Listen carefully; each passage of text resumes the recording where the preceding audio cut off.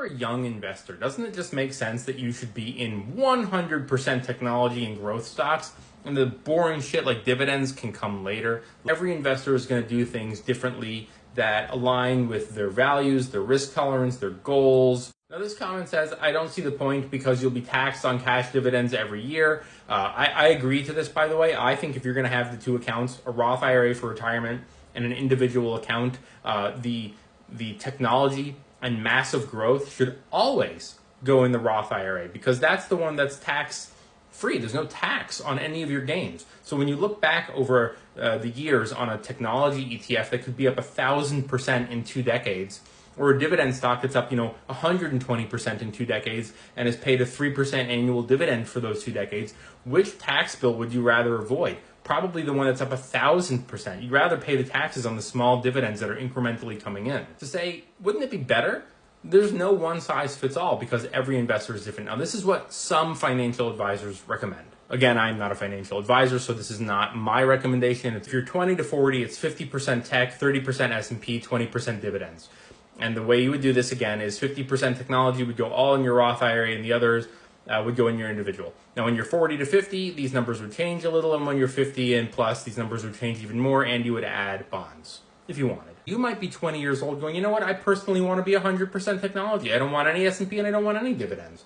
And someone else might say, you know what? I want a diversified portfolio. And someone else might say, I do want 20% dividends. It's small. It insulates my portfolio. And I start that compounding earlier.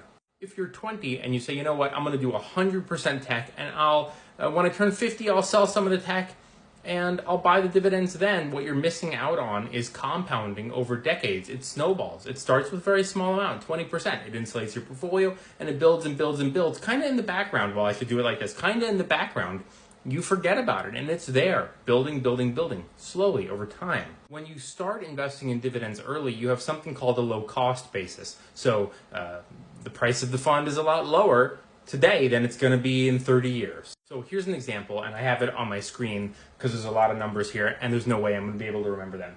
Say I buy a dividend ETF at $20 per share today, and you, my friend, say I'm going to wait until decades later to buy that ETF. Many years later, that fund is now $80. Now, I started investing at 20. You started investing at 80. Now, let's say there's a humongous recession, and the markets tumble, and we both are in the same ETF. Now it drops 35%. So for you, you bought it at 80, it drops 35%. You've got a big old loss on your hand. You're worried, you're freaking out. But me, I'm still up. It gives me cushion, downside protection. So I'm starting early with a small amount that slowly compounds over time. It gives me portfolio diversification.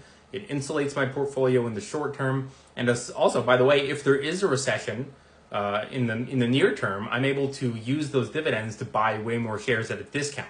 And if there is a downturn later, like decades later, I'm able to ride out the storm because I've got that cushion.